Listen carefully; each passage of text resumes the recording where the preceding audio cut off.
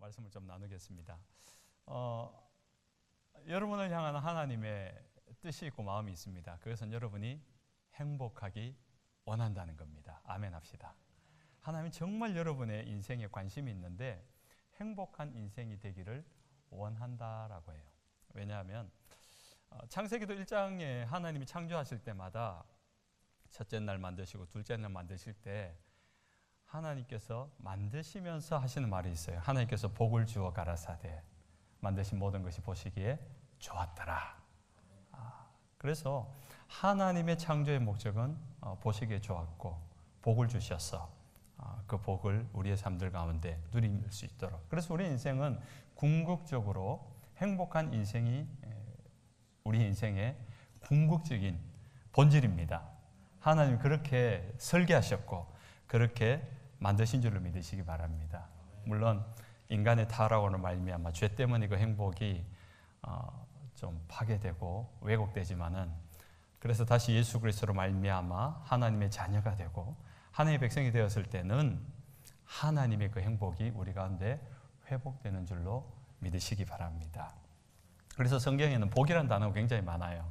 오늘 시편에도 복이라는 단어가 나오는데 구약에서 가장 많이 쓰이는 단어가 바락이라는 단어가 있어요. 그것은 우리가 일반적으로 알고 있는 복, 하나님의 백성이라면 구원을 받고 은혜를 받고 일반 은총이라고 말할 수 있겠습니다. 그것이 바락의 복이고 또 하나의 복이 있는데 그건 조금 다른 결의 복입니다. 에세르라고 해가지고 하나님을 믿지만은 그 믿음의 행위 어떻게 보면은 그의 삶의 내용을 가지고 경험하게 되어지는 하나님의 복이 있다라는 겁니다. 오늘 시편 1편에 복 있는 사람은 할 때 그 복은 바락일까요? 에세르일까요? 예, 에세르입니다. 에세르.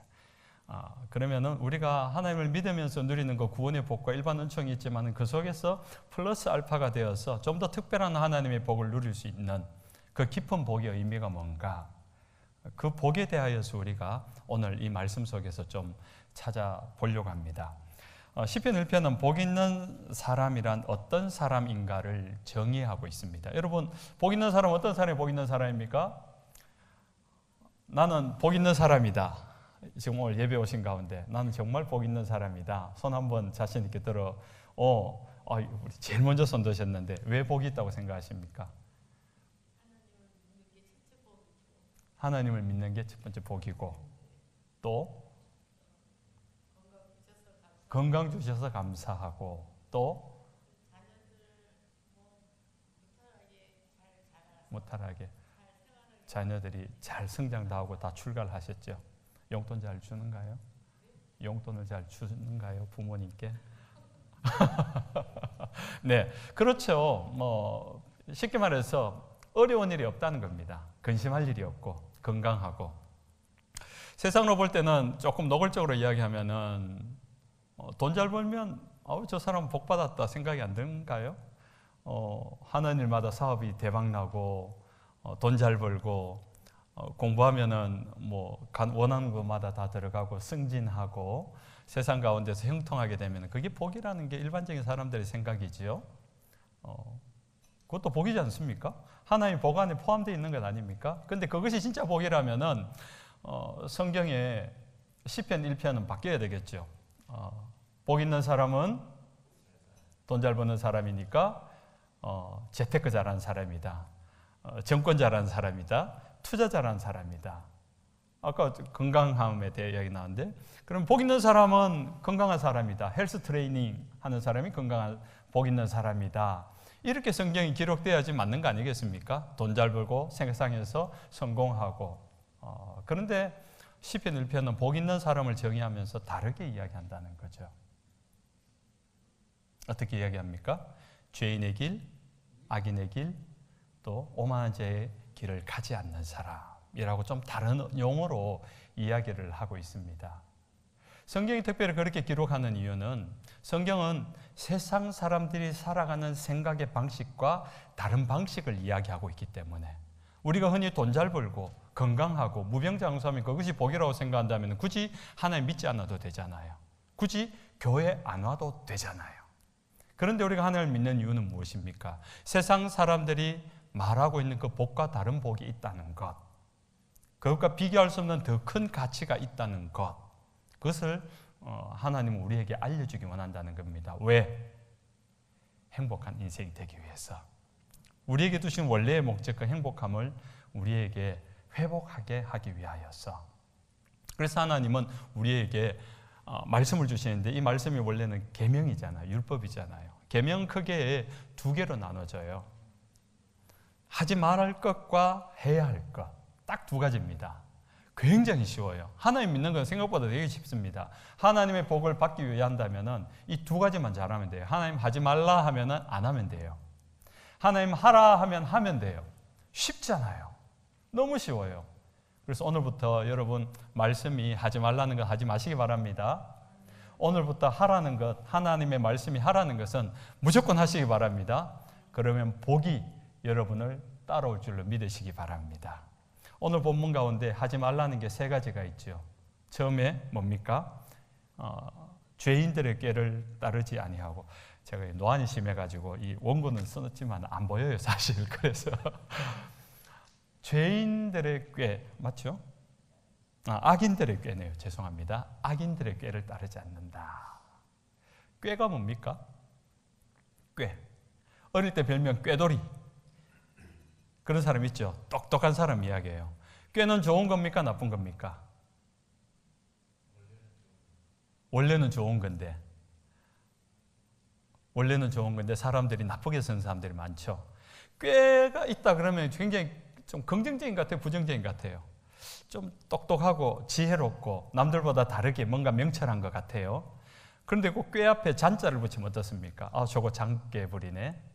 그럼 어떻게 됩니까? 좀 부정적으로 들리죠. 나쁘게 들리죠. 그럼 꾀는 좋은 거예요? 나쁜 거예요? 꾀를 다른 말로 하면 지혜가 되겠죠. 지혜가 좋은 거예요? 나쁜 거예요?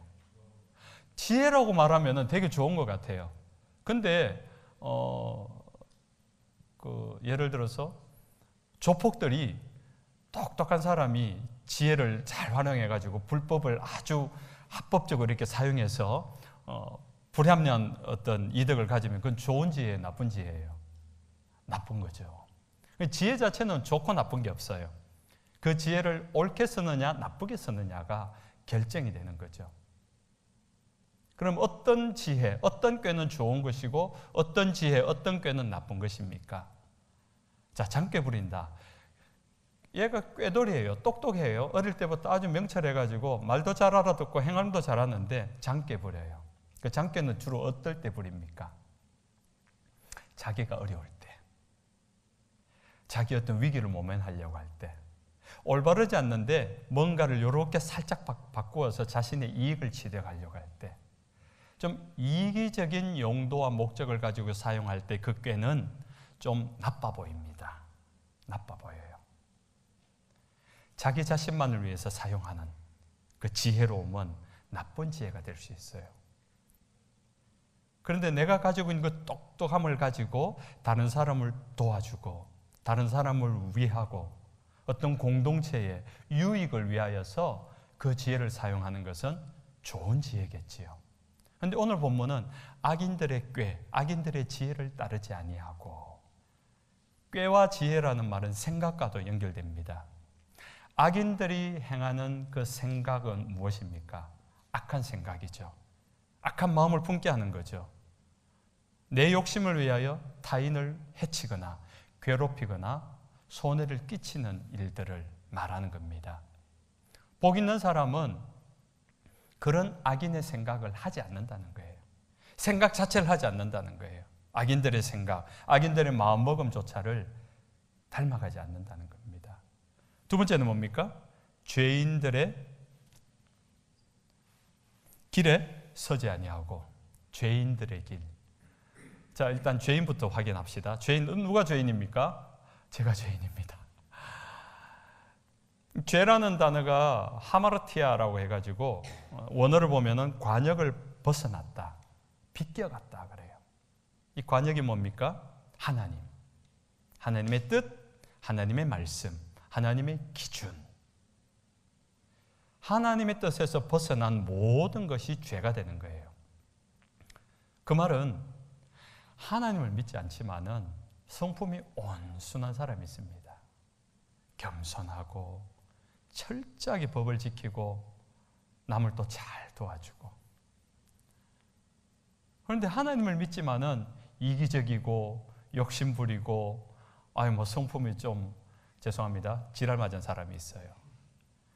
그런 사람 있잖아요. 주변에 흔히 보잖아요. 그래서 나온 말이 뭡니까? 예수 안 믿는 사람 전도하는데 예수 믿고 천국 가세요. 천당 가세요. 네가 천당 가면 난 만당 가겠다. 그런 이야기 들어보잖아요. 자주 들어보고 정말 그리스도인으로서 부끄러운 이야기예요. 그거는.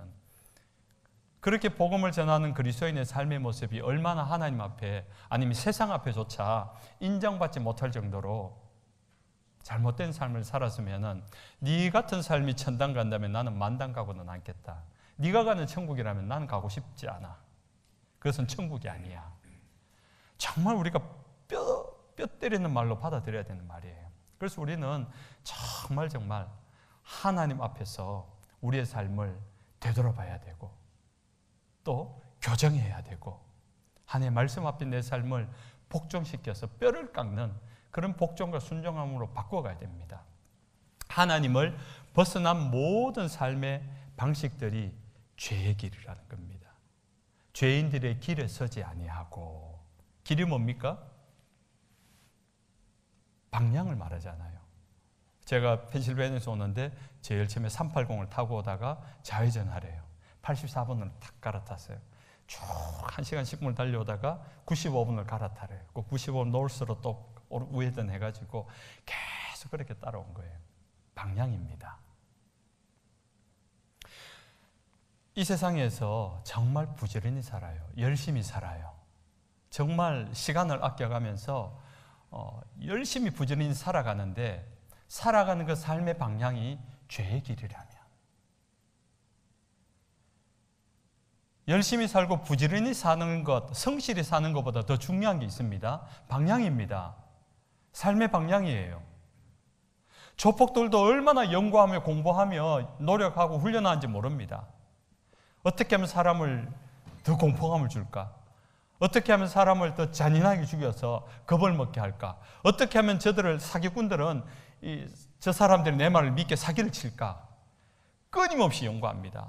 열심히 삽니다. 부지런히 삽니다. 밤잠 설치하며 가면서 열심히 살아갑니다. 그런데 열심히 산다고 성실히 산다고 다 옳은 건 아니잖아요. 그 길이 잘못되었다는 겁니다. 그 삶의 방향에서 죄인의 길을 가면 안 된다는 겁니다. 아무리 열심히 살아도 내가 가는 삶의 방향 속에 내가 살아가고 오늘 그 길 위에서 주님이 없다면 그것은 죄인의 길입니다.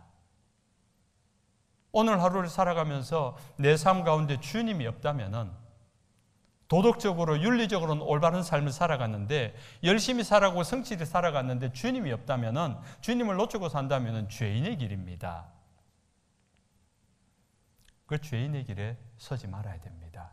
그 죄인의 방향에 들어서지 말아야 됩니다.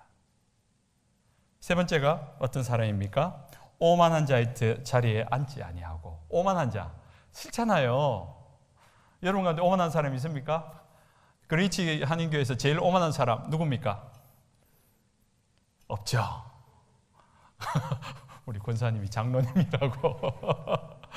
오만한 사람, 다른 말로 교만한 사람. 보기 싫잖아요. 오만한 사람, 보기 싫은 사람. 오만한 사람, 교만한 사람은 어떤 특징을 갖고 있을까요? 우리 다 알잖아요. 잘난 체 하는 사람, 자기 자랑하는 사람. 맞죠?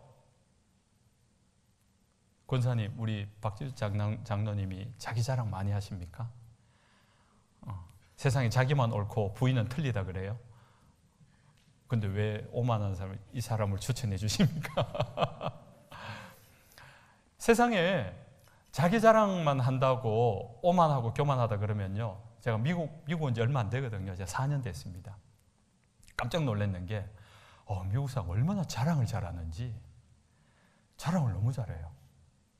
별것도 아닌데 자랑을 해요.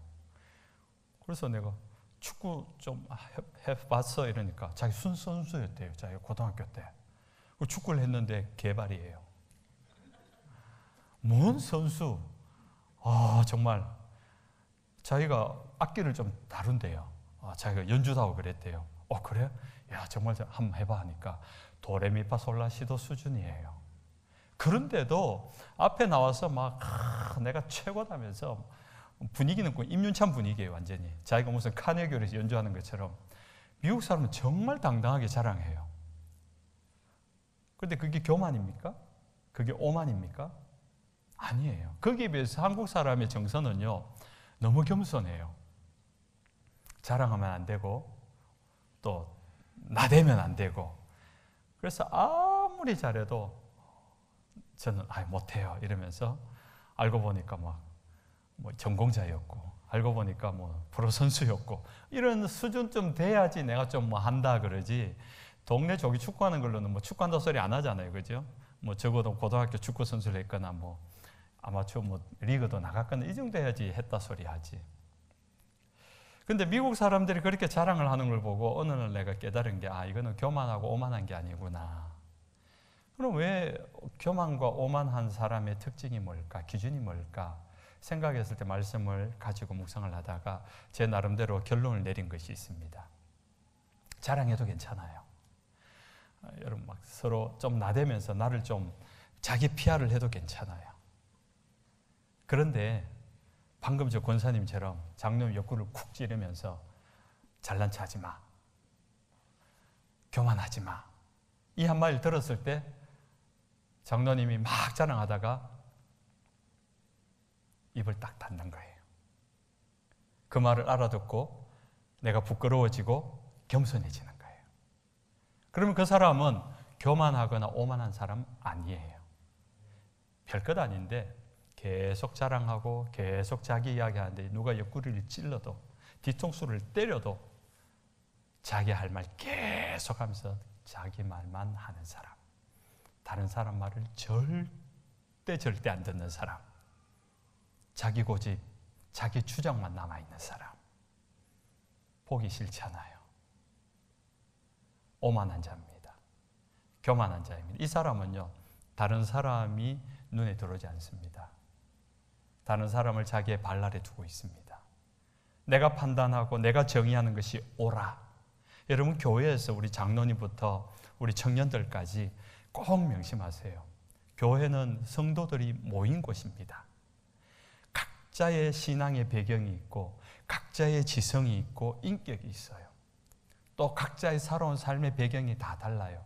누구는 부자로 자랐고 누구는 가난하게 자랐고 누구는 많이 배웠고 누구는 배우지 못했고, 그런 다양한 사람들이 모인 것이 세상의 공동체가, 그런 공동체가 없습니다. 아마 교회가 유일무이하지 않을까 싶어요. 그런데 그런 사람들이 모여서 서로의 의견을 나눌 때 누가 한 사람이 내 말이 맞아 할 수 있죠. 그러나 다른 사람도 내 말이 맞아 할 수 있죠. 그런데 서로의 말을 들어주지 못하면은 이 교회는 어떻게 됩니까? 싸움이 일어납니다. 끝까지 내 이야기만 들어야 돼라고 하는 순간 그 교회는 오만한 교회가 됩니다. 교만한 교회 공동체가 되는 거예요. 오만하고 교만한 교회는 복이 있을까요? 복이 없을까요? 복이 없습니다. 조금 더 노골적으로 말하면은 그렇게 자기 주장만 끝까지 주장하는 교회는 행복한 교회가 될 수 없습니다. 성도들의 신앙이 행복하지 않아요. 자기의 주장은 할 수 있지만 상대방의 이야기를 들어줄 수 있고 상대방의 이야기를 귀담아 들으면서 그것을 하나하나 해결해 나가는 교회. 여러분, 세상에서 문제 없는 교회가 있을까요? 없을까요? 없습니다. 절대 없습니다. 교회는 의인이 모이는 곳입니까? 죄인이 모이는 곳입니까? 죄인이 모이는 곳이죠. 교회는 자기가 죄인인 줄 깨달은 사람이 찾아오는 곳이 교회입니다. 그러면 교회는 약점이 많을까요? 장점이 많을까요? 장점이 많아요. 말이 많을까요? 말이 적을까요? 말이 많죠. 죄인들이 할 말 얼마나 많습니까? 늘 자기 변명하고 자기 주장하고. 그래서 교회 올 때 너무 실망하지 마세요. 죄인들이 모였기 때문에 실망스러운 모습도 보이는 겁니다. 그런데 그 죄인이 하나님의 은혜를 경험해서 교회로 와서 예배하는 것 아닙니까? 그러면은 그런 죄인들이 모인 이야기들을 귀담아 들으면서 서로의 연약함들을 이렇게 이해해주고 들어주고, 세상은 안 들어주거든요. 세상은요, 돈 많은 사람끼리 모여서 돈 더 많은 사람의 이야기를 듣게 됩니다. 힘 있는 사람이 힘 없는 사람에게 자기 이야기를 강요합니다. 들을 수밖에 없습니다. 여러분 회사 생활도 그렇잖아요. 상사의 명령에 복종해야 되는 겁니다. 근데 교회는 다르잖아요. 그래서 그 죄인의 자리, 오만한 자리에 앉지 아니하고, 아까는 처음으로 돌아갑시다. 악인의 생각조차 하지 않는 거예요. 죄인의 길로 방향으로 들어서지 않는 겁니다. 이 다 바꿀 수 있어요. 근데 오만한 자리에 앉는다. 앉아버린다는 거예요. 그것이 내 삶의 스타일이 된다는 겁니다. 그래서 오만한 사람, 교만한 사람은 바뀌기가 쉽지 않습니다.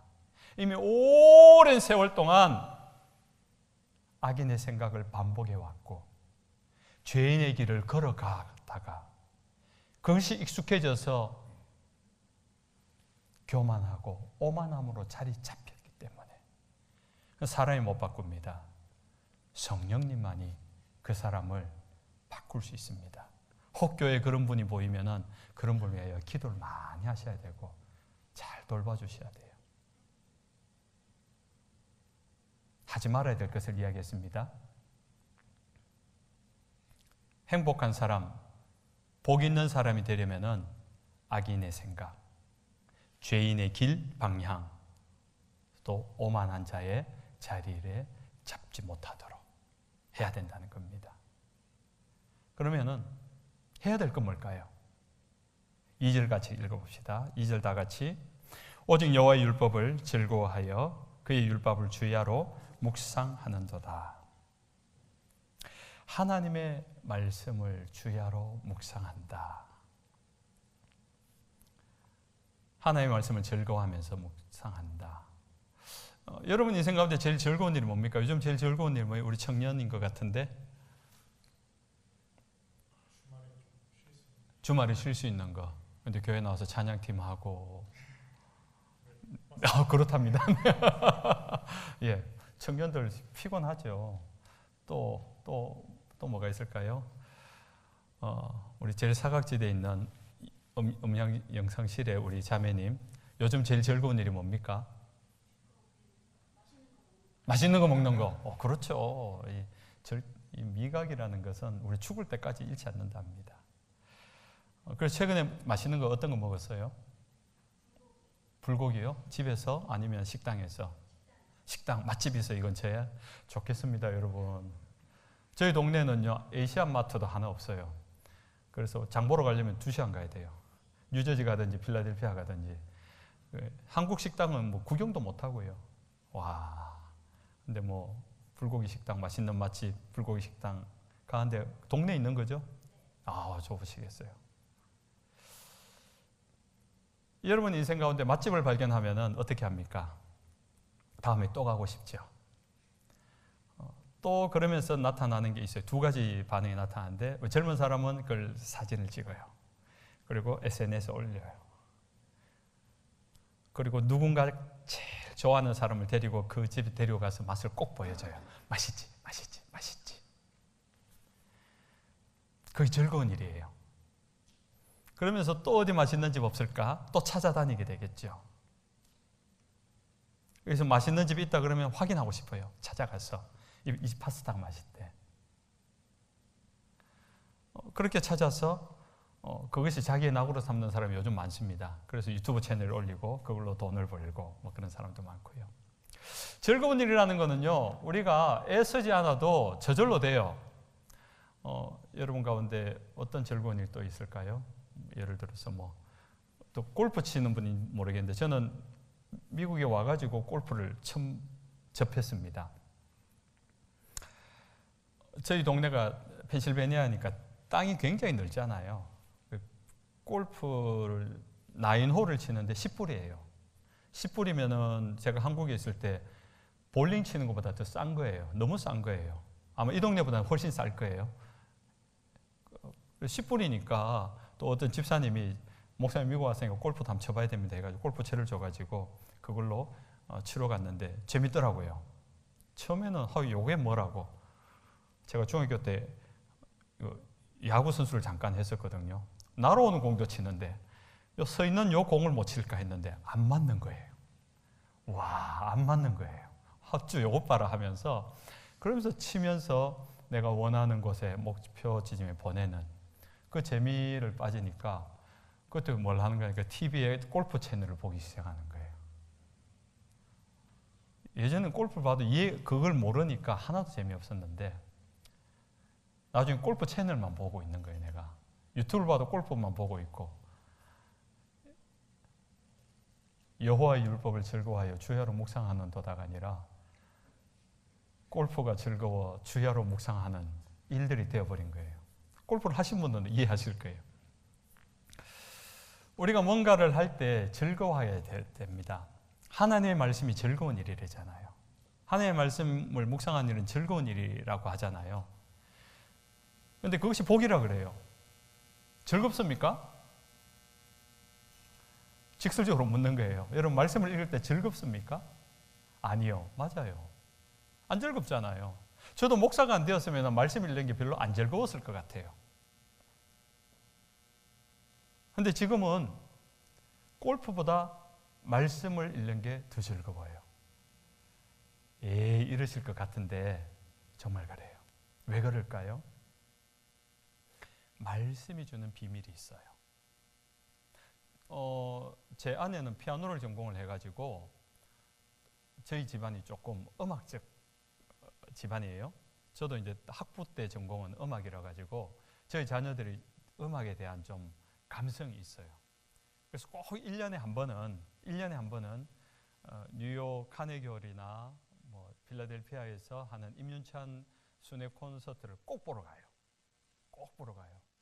그래서 우리 애는 피아노 전공도 아닌데도 임윤찬 콘서트를 보고 감동을 해가지고 눈물을 흘리더라고요. 근데 저는 좀 지루했어요. 저는 전공이 피아노가 아니기 때문에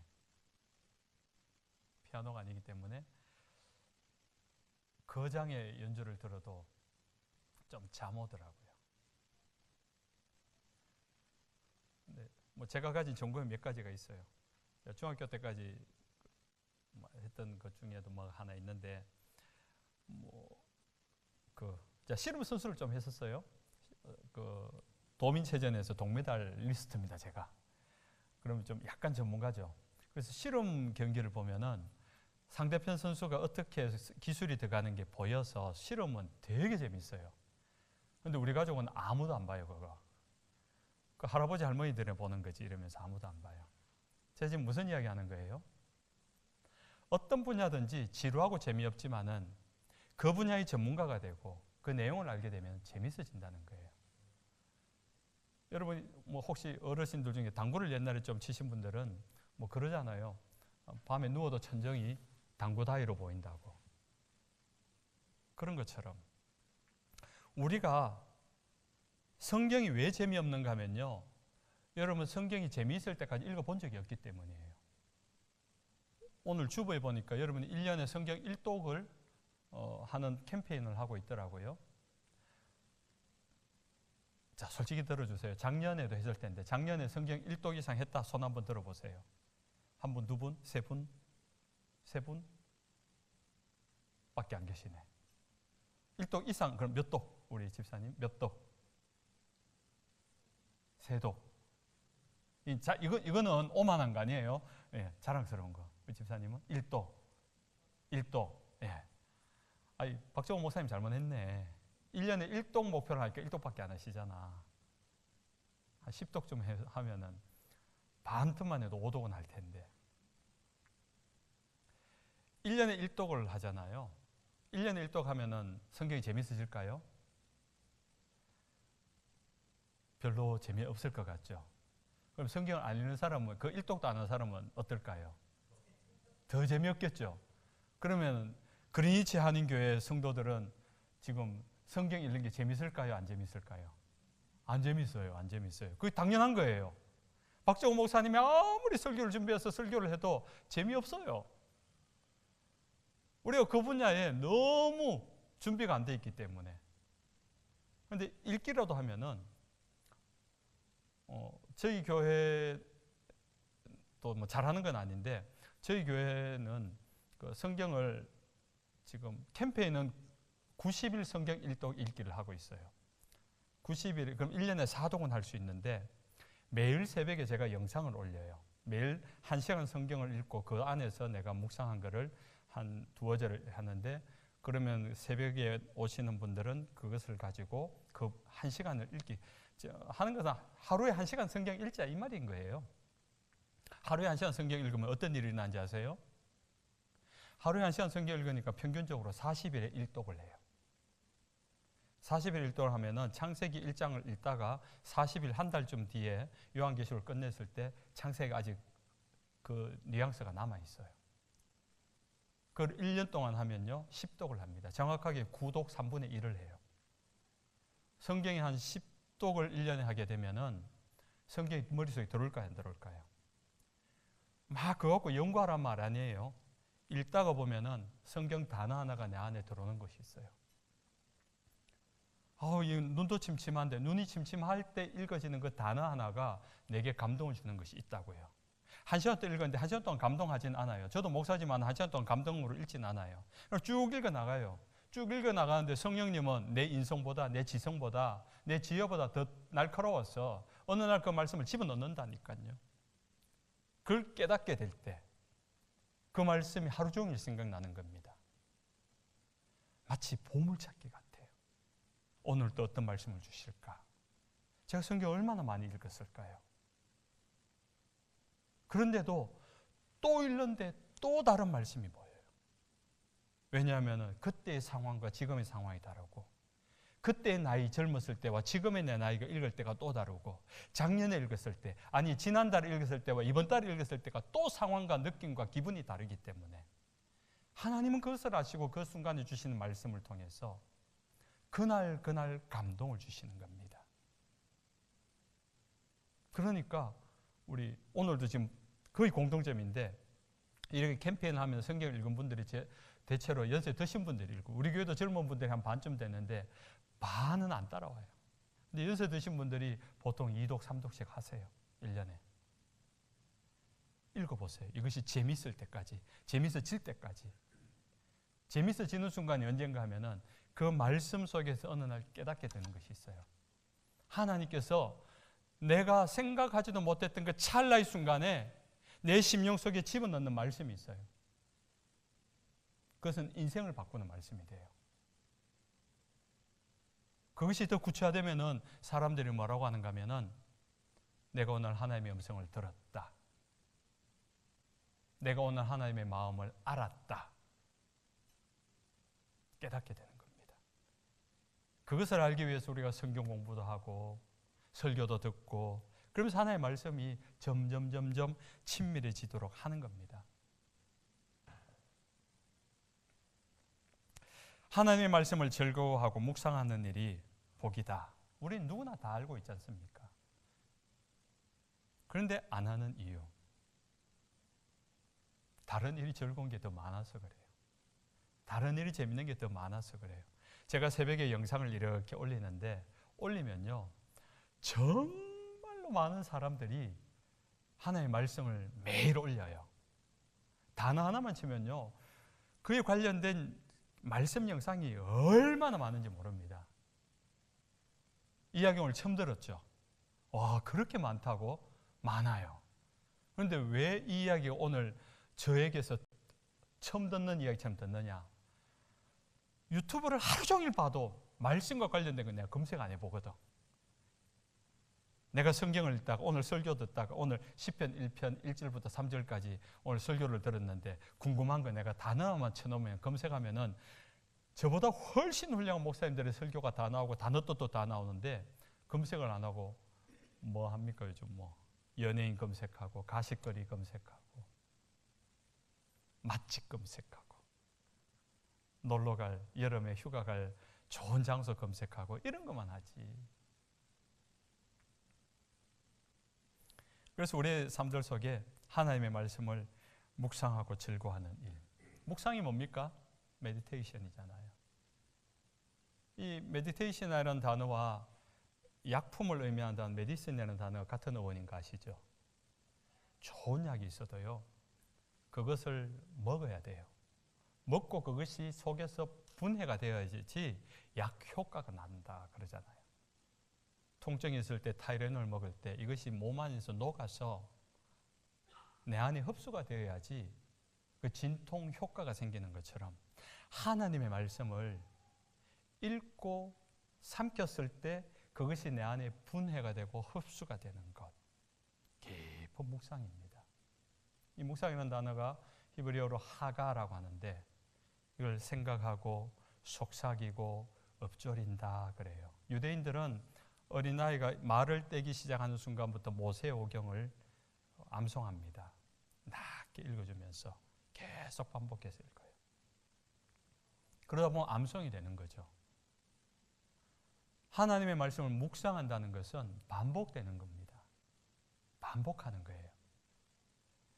한 줄 읽고 기다리는 것이 아니라 끊임없이 그 말씀을 되새기는 겁니다. 그러다 보면 자연적으로 기억이 되겠죠. 암송이 되겠죠. 그러면 그 말씀이 주는 은혜가 있다는 겁니다. 깨닫지 못해도 그것이 굳이 감동하지 않아도 그것이 은혜가 되지 않아도 말씀을 그렇게 묵상하고 읽을 때 유익한 점이 있습니다. 왜냐하면 우리가 그 말씀을 읽는 순간은 내가 지금 어디에 있을까요? 내가 있는 그곳은 죄인의 자리도 악인의 자리도 오만한 자의 자리도 아닌 겁니다. 죄인의 자리, 악인의 자리, 오만한 자리의 자리를 떠나서 하나님 앞에 머무는 시간입니다. 하나님의 말씀을 펼쳐들고 이 말씀을 읽고 있으면서 이 말씀을 묵상하고 이 말씀을 큐티하고 있으면서 내가 나쁜 생각, 죄된 생각을 할까요? 그럴 수 있습니다. 저도요. 말씀을 오늘 아침에도 말씀 묵상하고 읽고 있는데 묵상하고 있는데 자꾸 딴 생각이 들어오는 거예요. 어떤 생각이 들어올까요? 나한테 섭섭하게 했던 일, 나한테 못되게 했던 일, 내게 상처 준 일, 그 사람이 생각나는 거예요. 당연히 생각나요. 그러다 보면 성경을 이만큼은 그냥 눈으로 읽고 지나가고 있는 거예요.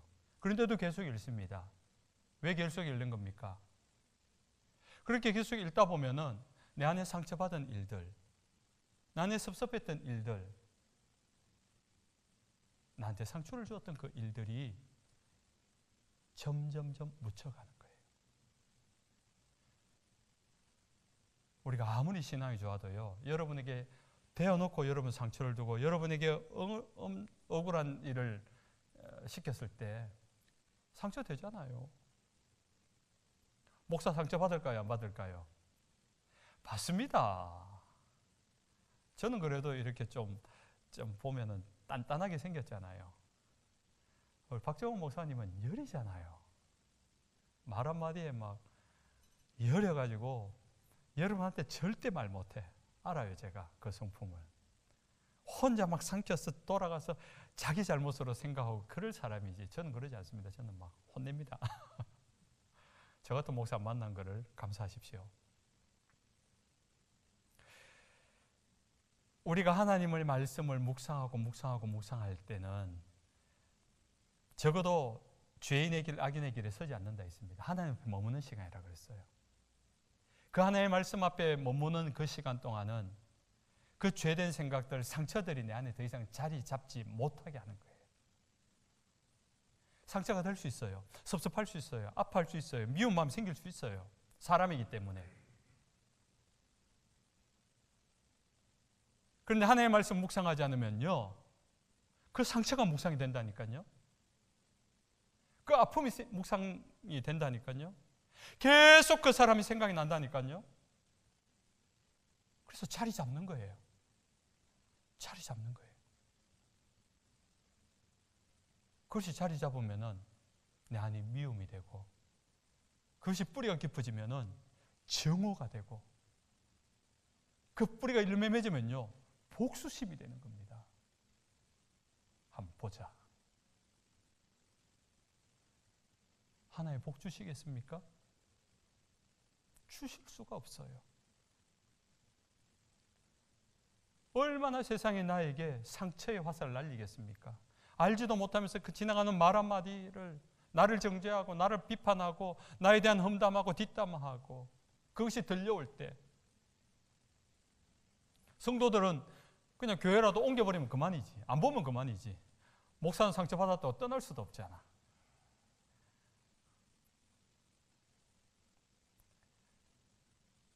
하나님의 말씀을 묵상해야 되는 이유입니다. 하나님의 말씀을 묵상하지 않으면, 하나님을 묵상하지 않으면 상처를 묵상하고 미움을 묵상하고 정오를 묵상하고 섭섭함이 묵상되고 반복되어서 내 안에 깊은 뿌리, 나중에 뿌리 뽑을 수 없는, 그래서 하나님이 여러분을 위하여서 복이 있는 사람이 되기 위하여 하나님의 말씀을 즐거워하고 밤낮으로 그것을 묵상하라. 생각하고 또 생각하라. 하루가 24시간입니다. 평균 몇 시간 잡니까? 잠이 좀 적은 사람은 5, 6시간, 많은 사람은 8, 9시간. 그 시간은 뭐 무방비 상태입니다. 남아있는 15시간 어떻게 보내십니까? 저희 교회는 하루에 새벽에 일어나서 1시간, 아침에 일어나서 시작은 무조건 1시간 말씀, 저희 패턴으로 그렇습니다. 하루 3끼 밥 먹지 않습니까? 하루 3끼 밥 먹는데 하루 3끼를 다 합치면 우리 맛집 좋아하는 자매님, 하루 3끼만 먹으면 다 합치면 1시간 되죠. 식사 시간만, 그죠? 거기다 커피 먹는 시간, 간식 먹는 시간, 뭐 이래 따지면은 1시간 반, 2시간 좋게 갈 겁니다. 그냥 하루 3끼 식사만 생각합시다. 밥은 하루 3시간 꼬박꼬박 알아서 의식적이든 무의식적으로 먹는데 왜 하나님의 말씀은 이렇게 복을 준다는데 1시간도 못 읽을까? 1시간만 읽어보세요. 30분씩 나눠도 좋고 밥 먹고 나서 식후 30분, 아니 식후 20분씩만 읽어. 식후 20, 아침 먹고 땡, 점심 먹고 땡, 저녁 먹고 땡. 그럼 하루 1시간 돼요. 그럼 40일이면 젊은 사람은 30일이면 일독이에요. 노안이 와서 천천히 읽어도 2달이면 일독이에요. 그럼 1년에 최소한 6독이에요. 내년에 박정호 목사님 또 한국 가시라 하고 내가 한번 오겠습니다. 확인할 겁니다. 몇 번 읽었냐고. 내가 오늘 봤어요. 한 1독, 1독, 2, 3독 이래 봤으니까 작년에 그러고 몇 독 했습니까? 이러면서. 하나님은 이미 복을 명하셨습니다. 여러분에게 행복을 명하셨어요. 복이 내 앞에 놓여 있는데 그 복을 우리는 놓치고 있습니다. 아니, 지나치고 있습니다. 외면하고 있습니다.